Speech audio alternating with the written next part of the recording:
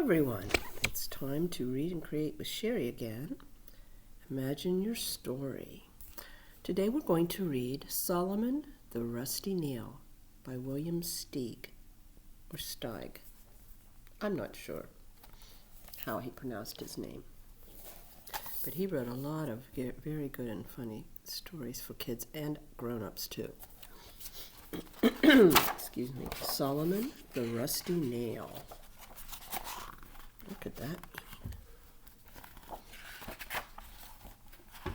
Solomon was an ordinary rabbit, except for one thing. Anytime he wanted to, he could turn into a rusty nail. How did he discover he had this gift? One day he was sitting on the bench by his house, just gazing at the world, when he happened to scratch his nose and wiggle his toes exactly at the same time. And zingo! Just like that, he became something hard and tiny. He could still hear, though he had no ears, and though he had no eyes, but he couldn't figure out what he had turned into until his mother came out to sweep up. "What is this rusty nail doing on the bench?" she said, and she chucked him into the trash can. He couldn't cry out, "Mom, it's me!" He had no way of making a sound. Naturally, he began to worry. What would become of him? Would he wind up in the town dump with the rest of the garbage and stay there forever? Or what? "I don't belong in here with this junk," he said to himself. "I'm no nail. I'm a rabbit." And the moment he thought those words, he was a rabbit again. In a daze, he climbed out of the trash can, went behind the tool shed, and sat down on the solid ground. Did what just happened really happen? It did. Dare he try to make it happen again? He did, over and over, until he was sure he could always do it. When he scratched his nose and wiggled his toes, he became a rusty nail. And when he thought, "I'm no nail, I'm a rabbit," he was a rabbit again. His first idea was to show his family what a prize pazoozle of a rabbit he was. But then he decided to keep his secret secret. At supper that night, his father, his mother, his two brothers, his sister, chomped away at their chard and carrots. Did any of them even begin to realize who was sitting at their table? Not a one. Solomon had to smile. At bedtime, he slipped under his quilt and turned into a rusty nail. And when his mother came to kiss him good night, there was no one there to kiss. "Where are you, son?" she called. "Here in bed. Where else?" he answered, popping into view. "What's going on here?" his mother asked herself on the way downstairs. There was no Solomon, and then there was Solomon. Starting the next day, he began mystifying his friends and family with odd disappearances. No matter how they searched, they could never find him. Then that tricky rascal would turn up out of nowhere, looking smug and innocent. His grandma said, and she wasn't the only one, "I can't figure that child out. First he's here, then he's there, then he isn't anywhere."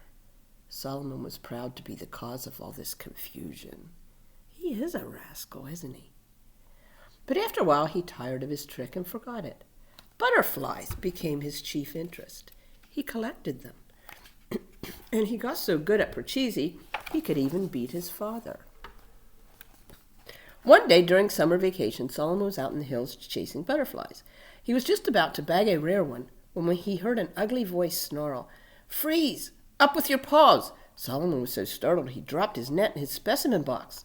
Right behind him, flashing a long knife, stood a one-eyed cat. "Keep reaching and start marching," the cat commanded. Oh no. And I don't know if you knew this, but cats and rabbits are usually not very good friends. Solomon obeyed. As he marched along in front of the knife, it occurred to him that he didn't have much longer to live. Not much longer to live. He broke for freedom, the dangerous cat at his scut. But he couldn't keep running forever. Wait! What about the old nail trick? Would it still work? He dived behind a tree, scratching his nose and wiggling his toes, and when the cat zipped in front of him, there was no Solomon. Nothing but trampled grass, a stone, and a rusty nail. We know who that is. Solomon's not being where he just went, discombobulated the cat. He kept circling that tree clockwise, counterclockwise, and otherwise, trying to find his rabbit. He finally staggered off, feeling brain sick. I'm safe, thought Solomon, and he returned to rabbithood. But he did it too soon. The cat turned around for one last look, spotted him, and raced right back. Poor Solomon had to change into a nail again, at the very toes of his enemy. Neat trick, the cat said, and he headed home with Solomon in his pocket. So the cat figured it out. He knows that that's not an ordinary rusty nail. It's the rabbit. Guess what I've got, he announced to his wife, prancing into the parlor. A plump young bunny for a savory stew. He laid the rusty nail on a doily. That is a plump young bunny, she said. Are you sure, Ambrose? Yes, Clorinda. This isn't really a nail. It's a rabbit. As soon as it stops pretending, presto changeo, we'll have us a meal. And he told his goggle-eyed wife about the strange events of the morning. The cats had a cage where they kept their victims until they were needed for the table. Clorinda put the precious nail inside, and Ambrose padlocked the door. Now all they had to do was wait for Solomon to show up and turn him into Hassenpfeffer. I think that's how you pronounce that. It's a stew made with rabbit. Maybe I'll just say rabbit stew. They decided to take turns keeping an eye on the cage, but of course, Solomon knew just what was going on. He had no intention of serving as dinner for the two cats. He made up his mind to remain a nail for as long as he had to. Ambrose and Clorinda watched and waited. When they were both snoring away in the next room, Solomon would quietly become himself and try to bend the bars or force the lock. But that didn't get him anywhere, because it was a really good and strong cage. He couldn't get out of there when he was a rabbit. After 3 long weeks, the cats were out of patience.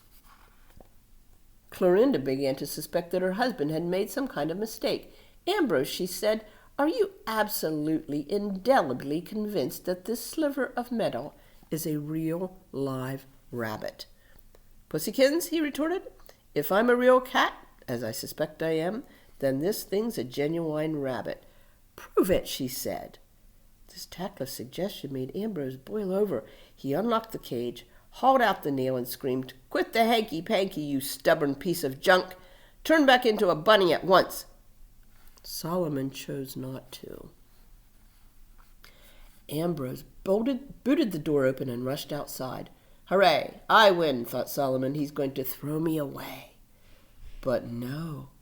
Ambrose grabbed a hammer and bang, bang, bang. He pounded Solomon into the side of the house and ran off raving. Tonight's the night, thought Solomon. As soon as the cats were asleep, he said the magic words to himself. He said them again and again, but every time he started to swell up with life and turn back into a rabbit, the wood he was in restrained him. Oh, he's trapped in the siding. Must I stay locked in this prison until it rots and caves in and releases me? He thought. That could take 100 years. Would I still be alive then? Do nails die? Day followed day over the mountains. To while away the time, Solomon took to counting.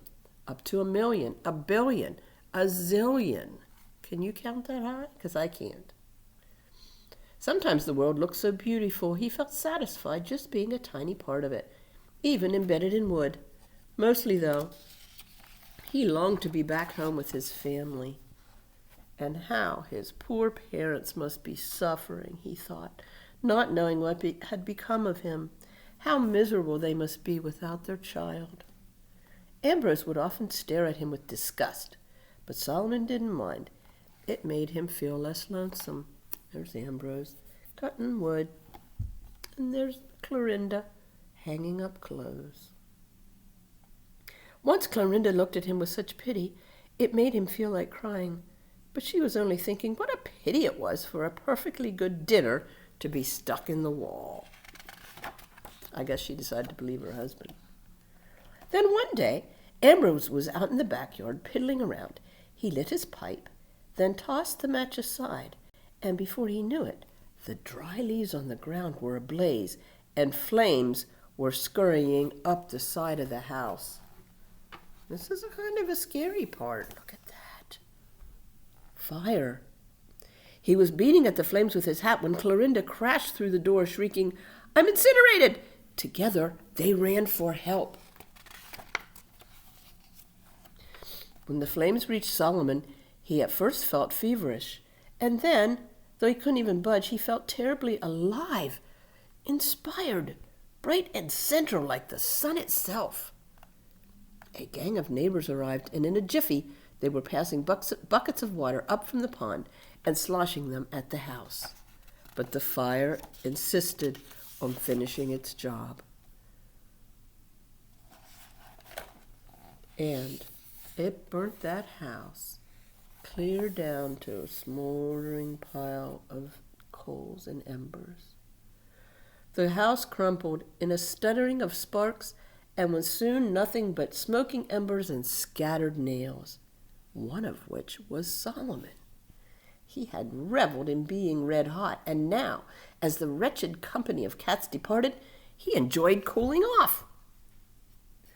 With the cats out of sight, Solomon resumed his natural form. At last, he took a deep breath and did a whooping backward somersault. Then he went tripping home. His heartbroken family had found his net and his specimen box that day long ago, and they were sure he had been done in for by some cruel carnivore, something that eats meat. It was almost too much for them when Solomon, as alive as possible, came bursting into the house. After the shouting and the leaping, there was no end of hugging and kissing. How would you feel if you thought that somebody was gone forever and one day they just walked in the door? Very happy. When things settled down, Solomon told them his story and finally revealed his secret. He turned into a rusty nail right in front of everyone, and then back into their own dear Solomon. They begged him never to do it again, except, of course, if he absolutely had to. And there he is, Solomon the rusty nail. Okay, that's the end of that story. Today, we're going to do something that we call coffee can stories. And what it is that we tell a story using props. And those are objects that are like or remind us of some of the features in the story. And then we just retell the story using the props. So I made a coffee can story box for Solomon the Rusty Nail. Here's my coffee can.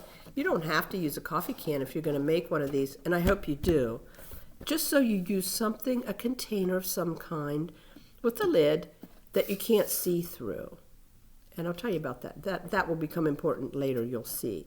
But for now, I'm going to show you what I put in here to retell the story of Solomon. Okay, first we need a bunny. So we have a bunny here, and this is going to be Solomon, we pretend.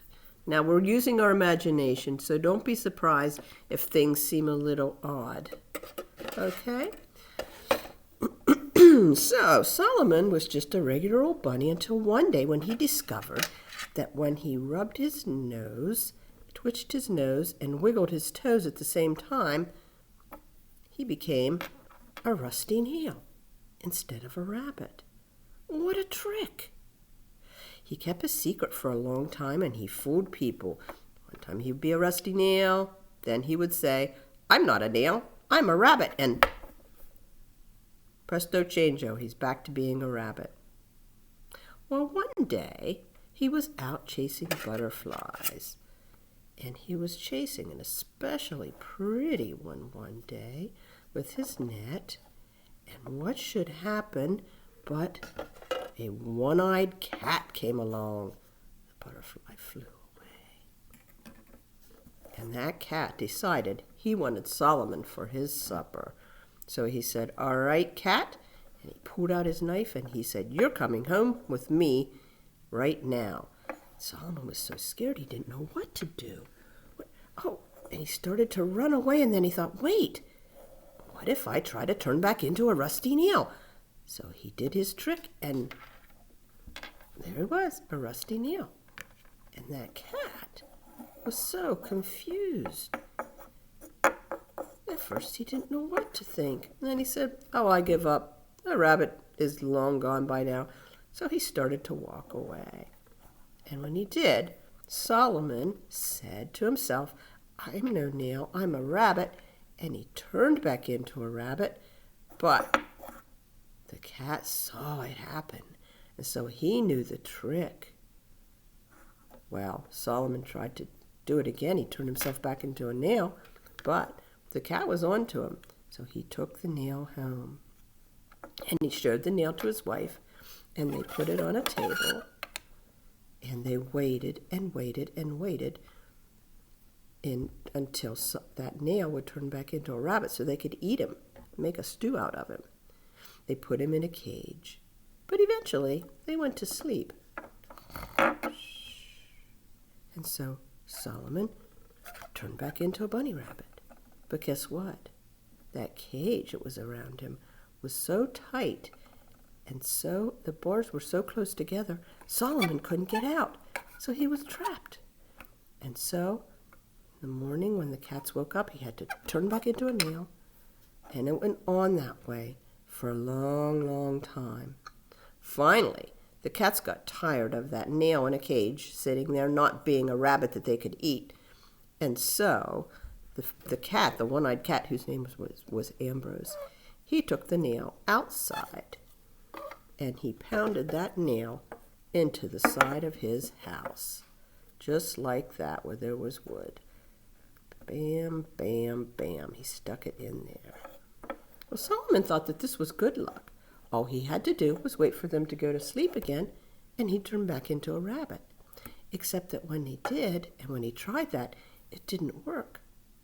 When he tried to turn back into a rabbit, he would swell up, but that little hole he was in was too small to let him turn back into a rabbit.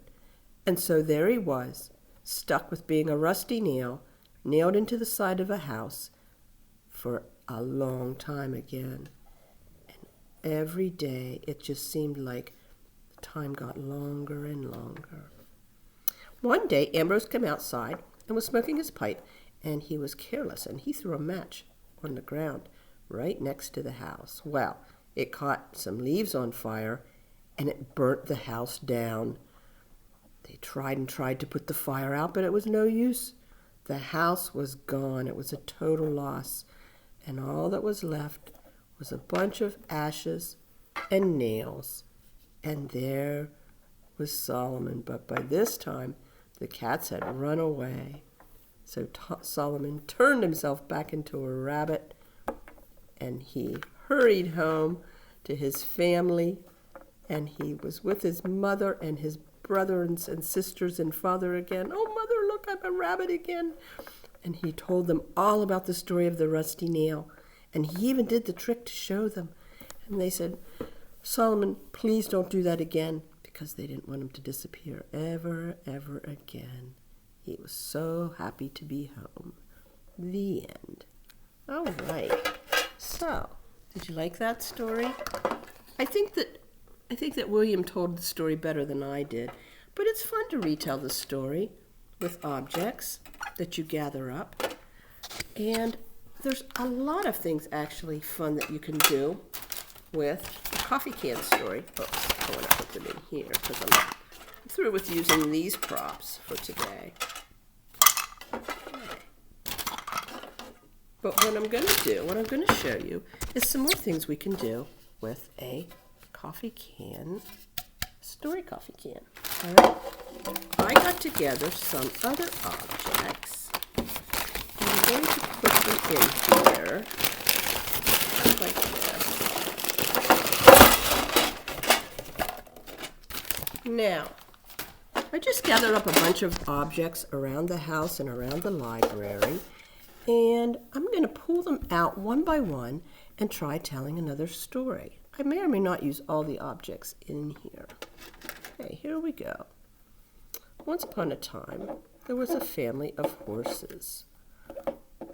Okay, my horses are not going to want to stand up. There we go.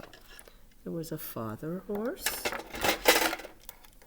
and there was a mother horse, and there was their child. Okay? And they were just happy being horses, they thought. But this child, who I'm going to call Belinda, decided she wanted to be a fancy horse. She looked at herself in the pond one day and she said, you know, my dad is really pretty and gray, my mother is pretty and brown, and I'm just kind of like this plain old cream color. I wish I was colorful. I wish I was beautiful like the pictures of special horses that I see on television and in magazines and in toy catalogs. And so Belinda decided to try to make some magic. So she took an egg and she put some fancy colored things in it. So what can I put in there that is fancy and colored? So she got some beads, some colored beads, and some colored buttons. And then she shut the egg back up and she put it behind a rock so no one would see it. Okay, she put it behind a rock like that. She thought, I wonder if that will make me turn into a beautiful, colorful horse. I think I need some more magic. So she found a magic wand. And she said, hocus pocus, dominocus, let this turn me into a beautiful, colorful pony. And guess what? Out came Belinda, but she didn't look like that plain old horse anymore. Look at her. Purple and pink and so pretty. She was so excited, she ran back to her mother and father and said, look, look, it's me. It's your daughter Belinda, and look how colorful and beautiful I am. Well, mother and father horse were not real impressed, and they started to cry. They said, oh no, what happened to our beautiful Belinda? This horse is pretty, but that's not our child. And Belinda was sad too. Oh no, I wonder if I can change back, she thought. So she went back to the rock, and she went back to the magic egg, and she got her wand, and she said, hocus pocus, dominocus, and it worked. There she was, back to her regular old self. She went back to her parents, and they were so happy to have her back. And everybody lived happily ever after. Okay. Now I kind of made that one up as I went along, just to show you what you can do with a coffee can story. Another thing that you can do with your coffee can is you can go around the house, pick out some items you want to put in it. Let's just see here. Let's get some items here. I went around the house and I just picked out a bunch of things. Let's say you want to tell a story about some animals you might find in the zoo or in the jungle or in another country. So take some plastic animals. If you got a bag, if you got a summer reading packet, you might have some animals in there. Pencils, things like stones you can find just about anywhere. Most people have crayons at home. How about a pair of scissors, some marbles? I'm just going to put some things in here. Animals. Oh, let's see, a pair of scissors. Some little stones. Oh, here's a seashell. And a pencil. Oops, my pencil doesn't fit. I'm going to have to get a shorter pencil. How about a toothbrush? An old used toothbrush. How about a person from a toy set. How about a toy car? So anyway, after you have a bunch of things in there, paper cup, it might be fun to put the lid on and give this can to a friend and say, I want you to take the things in this can and make a story out of them and tell me. You could do that with a grown-up. You could do it together. You could do it however you want to. But the idea is to take those objects and make them into a story using your imagination. It takes some thinking on your feet. You got to be thinking fast. Or you could pour them all out and you could study them for a while. Think, what could all these objects be put together and make a story about? What if there was a little girl, and what if she went to the zoo? I don't know. Maybe she'd like to break the animals out. Who knows? Maybe she'd like to just take them home with her one at a time in her car. Whatever you decide to tell, it's up to you. I'm going to challenge you next week to make your own coffee can story telling kit and play some things with it at your house, okay? Oh, turn it around so you can see the coffee can. Like I said, it doesn't have to be a coffee can. It be any kind of container. Maybe you want to use a big container. Use some of your stuffed animals from home. Whatever you would like to do. I hope you enjoyed today. I hope you enjoyed hearing the story of Solomon the Rusty Nail. And look for more books at the library by this author. It's very much fun. All right, that's all for today. See you guys all later.